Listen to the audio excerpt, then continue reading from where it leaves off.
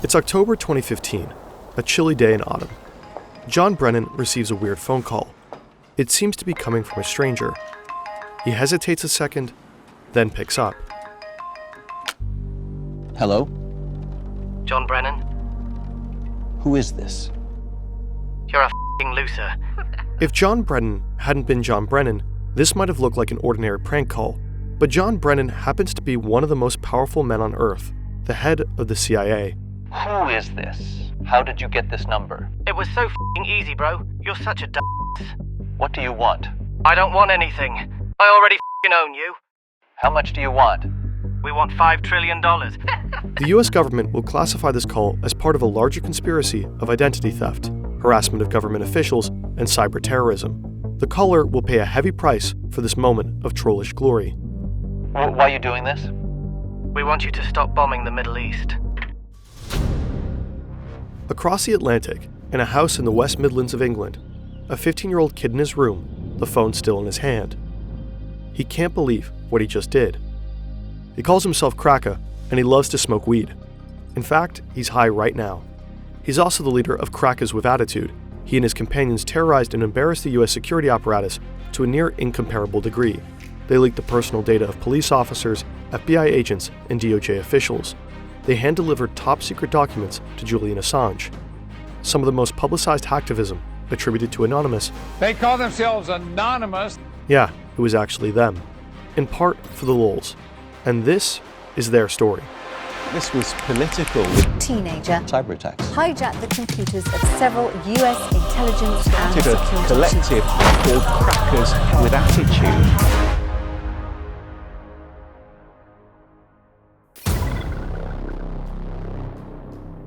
2008 in Virginia, a different kid who only calls himself Default. He's a pretty typical American teenager. He loves soccer, video games, and his dog. He often clashes with his father, who works in the government. At some point, Default starts cheating in his video games. This gives him the first taste of using computers to do things that you're not supposed to. Exciting, powerful things. He starts learning all that he can about how computers work and how to get them to bend to your will. 2008 was an exciting time to get into hacking. The decentralized hacktivist group Anonymous was in its heyday. If you managed to get into their secret chats, you got a front-seat view of their actions. Anonymous is one of the biggest online vigilante groups. Members hack into companies and governments. Now a worldwide and widely recognized hacking group. Hackers with the group Anonymous. Citizens of the world, we have seen the erosion of due A process. cyber war. Anonymous. Anonymous has struck again. Young Default is fascinated. Anonymous embodies an exciting spirit of freedom through chaos. They showed how you could force the whole world to pay attention without you having to leave your bedroom. Some Anonymous actions are political, some are just trolling, and Default, after tasting this very new kind of power, is keen to learn everything he can about hacking. He starts to hack random websites just for the challenge of it, just to see if he can. But after hanging around Anonymous's chats for a while, he starts to find the group, well, cringe. For one thing, it's crawling with feds. People are getting arrested, and it's tough to know who to trust. Anonymous has become so big that vetting people becomes difficult. There's tons of infighting and doxing. Since it's the only hacktivist group most media outlets know about, Anonymous keeps getting credited for the work of other, often more sophisticated hackers. It's a mess. So Default gets involved with offshoot hacker groups, one of them called AnonSec. The group positions itself as anti-Anonymous. But similar to Anonymous, AnonSec performs operations, hacking initiatives that sometimes have a political purpose, and sometimes are just, as one might say in 2008, for the lulz. I hated recording that. AnonSec is quite advanced, and Default gets better and better at the game. The group controls a botnet. A botnet is essentially a large pack of infected computers under someone's control. You can use those computers to further spread malware across the internet to make the botnet larger and larger. Or you could, for example, attack a server with it in order to overload it. Default is tapping around AnonSec's botnet and gets curious about what computers they've actually gotten under their control. He finds that one is a server of the Canadian medical school, Windsor University. Suddenly, Default finds himself with direct access to the university's finances. He pulls up records of students who owe the school money. It all adds up to $9.4 million. And at the bottom of the list, something very tempting. A delete all button. How could he not push it? These people might, really enjoy having their slate wiped clean, as it were. If you look, some of them owe a substantial amount of money, like $70,000. I think some people owed upwards of over $100,000. It's a lot of money. You know what I'm saying? It's just like perpetual debt that sometimes it just lasts for decades. So, just deleted everything. I went into the PHP shell and just sent everything to dev null and just shredded it. So whatever I sent there is just not coming back. This is from the podcast Darknet Diaries. They have a fantastic episode with Default. Of course, this story poses some questions. We tried asking the university if the debt stayed deleted. They did not answer, but usually student loans have multiple on and offline and offsite backups. There should be hard copies of the student's signed loan agreements. However, Default feels like he's really doing something at the time. There is a certain rush to committing a crime when it feels like doing the right thing. Other hackers might have used the sensitive student information to make a profit. There's actually a shadow industry worth billions surrounding our most sensitive data. So-called data brokers gather all the info available about us on the internet, your contact information, browsing history, and online transactions. This data is often bundled into shadow profiles, which are then being sold. You might receive a tailored mail or a robocall based on your shadow profile. In the worst case, someone might try to steal your identity. Incogni helps you remove your data from the numerous lists of data brokers. The only thing you have to do is create an account and allow Incogni to act on your behalf. Afterwards, you can easily track the status of all the requests in the dashboard. Check out incogni.com/FernTV for an exclusive 60% discount on a 1-year plan using the code FernTV. Additionally, benefit from a 30-day money-back guarantee. Despite Incogni's efforts, some of your data might still linger online. Always remain cautious when sharing personal information anywhere. By trying out Incogni, you're actively supporting our channel.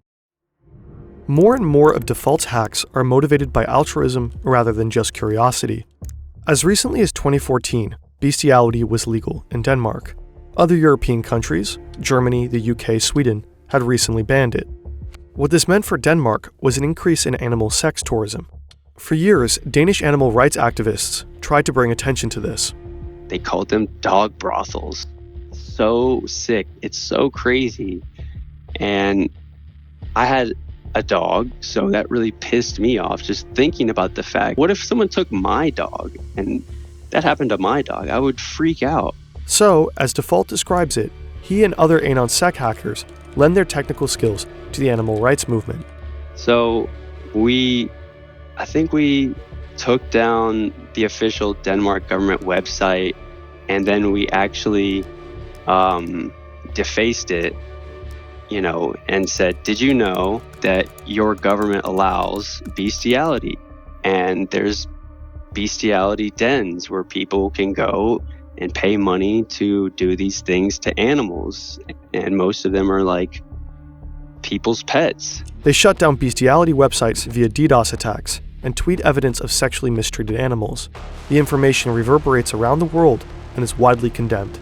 Anonymous gets credit for AnonSec's actions, which deeply annoys Default. But it works. In part due to the hacks, more people know about Danish dog brothels. They talk about them online, protest them, until the case winds up in Parliament. In April 2015, Denmark finally bans bestiality.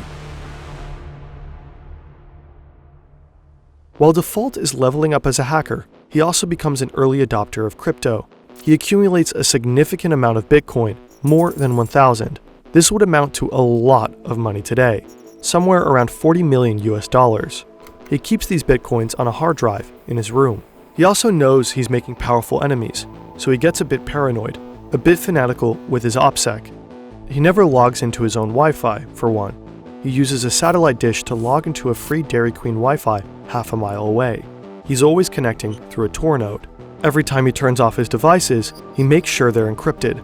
When he turns them back on, he has to wait 30 minutes for them to decrypt. For the most part, he never tells anybody what he is doing. He knows he has a lot to lose. Ultimately, it won't be enough.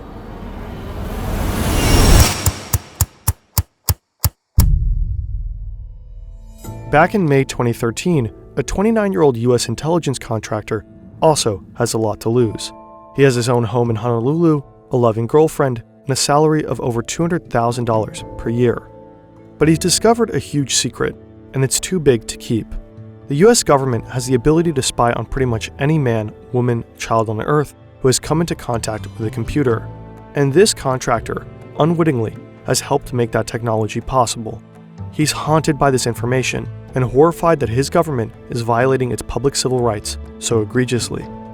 He knows that revealing this information to anyone, a lawyer, a judge, or even Congress, would be committing felonies so severe that he would spend a lifetime in prison. He's worried he'll never see his family again, and he doesn't know what consequences they'll encounter if he blows the whistle. But he has to do it. He's been quietly collecting evidence of this secret for a while, and he's just downloaded the last documents. He tells his employer, the US government, that he needs a couple of weeks off to manage his epilepsy. This buys him a bit of time to leave the country without arousing suspicion. He chooses Hong Kong because he views it as a bastion of free speech. He believes it's one of the few places in the world that could and would protect him from the wrath of the US government. There he meets journalists Laura Poitras and Glenn Greenwald and delivers evidence of what used to be waved off as a conspiracy theory. And so Edward Snowden becomes one of the most important whistleblowers of our modern time. Snowden's revelations scandalize the world and spark a long overdue debate about individual privacy versus national security. He inspires many young Americans like Default to take a good hard look at how their government functions. Default doesn't want to sit around and let surveillance happen to him. He wants high-ranking intelligence officials to know what it feels like to be spied upon, to have their private information stored and distributed, and to have it used against them. This is when he teams up with the Crackers with Attitude, founded by Cracker, the kid who's always high.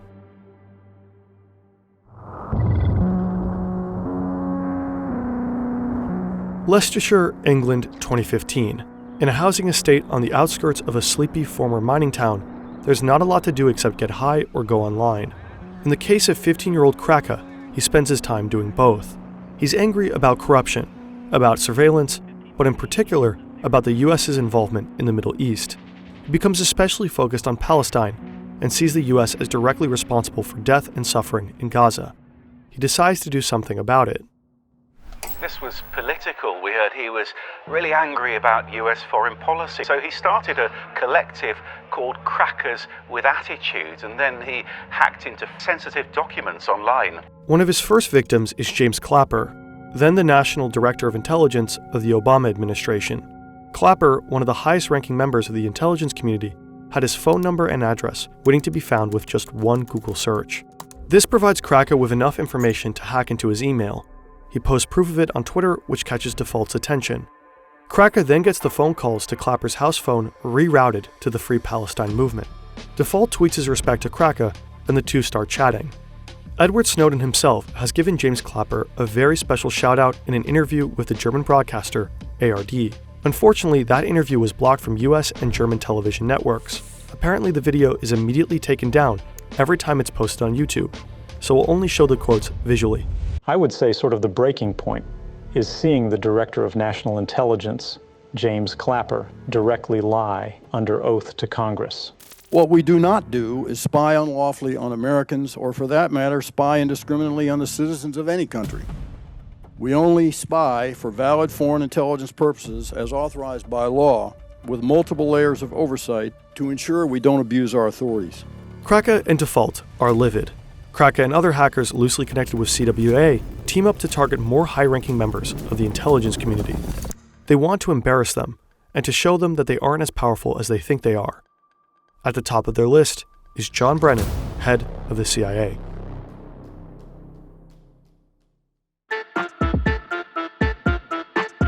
Brennan, like Clapper, has enough information online that he basically doxes himself. Cracker looks up his publicly posted phone number and finds out it's a Verizon number. He calls up Verizon's internal tech support and pretends to be an on-site technician who's having trouble helping a customer on site. Tech support asks Cracker for his employee code, and he just makes one up on the spot. It works. The support technician provides Cracker with access, and suddenly he has the account number, the PIN, and John Brennan's private email address. If you have just enough information on someone, pieced together from different sources, say their address, and last 4 digits of their social security number, you can easily change the passwords on all kinds of accounts and take it over. And that's exactly what Kraka does with Brennan's AOL account. Once he's in the email account, Kraka gets Brennan's private cell number and shares it with Default. And so they start spam calling the director of the CIA, relentlessly calling him and his family. I told him he was a piece of shit. Basically, like, y'all are awful people. Like, really. Like, you're not doing any net positive things for the world. You're just not. John Brennan is freaked out. Sure, the calls are little more than a prank, but how could he know that? At the time, nobody knew who was behind the calls, or what their intentions were. Brennan has to lay low for a while in hiding, with extra security details for himself and his family. At the same time, Kraka's breach into Brennan's email gives him access to sensitive documents. Kraka first posts screenshots on Twitter, but then, egged on by Default, and maybe asking himself, what would Snowden do, he decides to hit up WikiLeaks. Julian Assange himself takes interest. He publishes the documents in October 2015.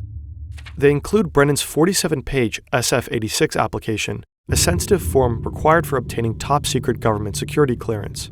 The form reveals his criminal history, psychological records, past drug abuse, and other details nobody would want about themselves online. Not only that, from Brennan's emails, WikiLeaks publishes Bush-era recommendations for how the presidency should operate in the Middle East. There is also an internal congressional correspondence from the Senate Select Committee on Intelligence that offered suggestions on how to make future interrogation methods, also known as torture, compliant and legal. The breach cost the agency $1.5 million in damages and relocation costs, as several operatives went into hiding before they knew that there was basically no threat level. Above all, it was widely embarrassing. Hacking into Brennan's email was laughably easy. This is true, and it's true that you guys have actually broken into his private email account. How difficult would you say it is? You mean out of 10? Sure, out of 10. 1. 1. There's a lot of, I guess, private information, really. He's pretty stupid, really. He's supposed to be so high in the government, like head of CIA, that he should be a bit more clever. Can you give us any indication of your background? I mean, how old you are? Are you in the United States? I mean, anything you can tell me about yourself? Yeah, I'm below the age of 20 years old. I smoke pot, and I live in America. And you smoke pot? All day, every day. We wonder what John Brennan must have thought, while undoubtedly watching this in his relocation house. What fury must have built up inside him. The CWA aren't done. They release more and more information. With control over Clapper's and other operatives' accounts, it's even easier to get people to give up information to in turn access further accounts and databases. They gain access to FBI's Deputy Director Mark Giuliano's account. There, they discover a database with personal information of 9,000 Department of Justice officials and 20,000 FBI agents. They post it. They then get access to the Justice Department's Joint Automated Booking System, which has records on all U.S. prisoners. They check out the records of fellow hackers like Jeremy Hammond and post those online as well. They wreak havoc and embarrass one institution after another. Did these kids really think that they were going to get away with it? At the time, I really didn't care. I just that was towards the end of the run. It was just like, all bets are off. You know, I'd gone all the way down the rabbit hole. I just become very disillusioned with people's complacency and their lack of care for what was going on. So it's like, we're going to bring attention to this with like chaos and mayhem.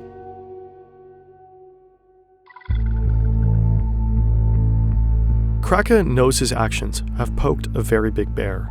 He knows there will be consequences. He just doesn't know what they'll exactly be.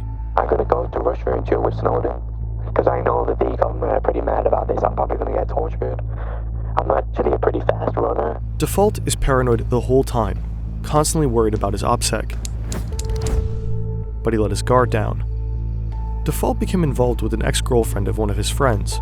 According to him, he asked his friend in advance if it's okay with him. The friend says sure, go for it. He's way over it. But he isn't. Default and his friend are hanging out one night, drinking and chatting over Xbox Live. I slip up for the first time ever, being arrogant and cocky. It comes on the news, CIA director hacked, blah, blah, blah, all this stuff. And I'm like, yeah, that was us, blah, blah. I was like drunk talking and just totally like gave myself away. He never thought his friend would do anything with that information. Hell, he didn't even think his friend would necessarily believe him. But today, Default is pretty sure this friend turned him in. When the FBI raids you, they don't knock politely.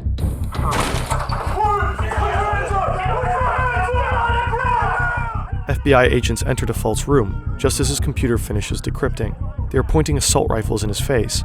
They drag him out of his room, flash copy his hard drive before it re-encrypts, and seize all of his equipment. Default knows he's finished, but the worst part, watching the agents carry off his hard drive. The hard drive with nearly 1,000 Bitcoin. He blacks out. Kraka, too, gets raided by the British police forces, and his computers are confiscated.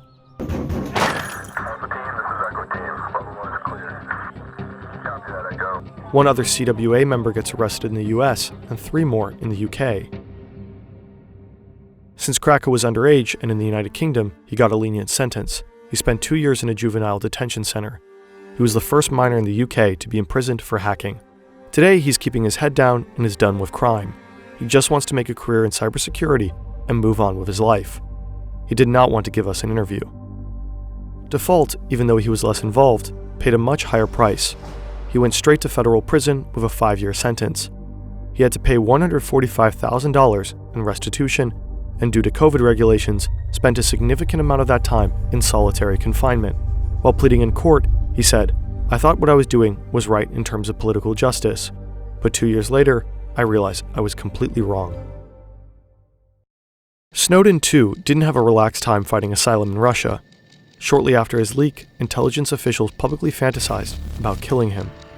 Whether you're a principled whistleblower who truly understands the significance of what you're leaking, or a stone teen furious at the world's injustices, messing with the US government will change the course of your life forever. So make sure it's worth it.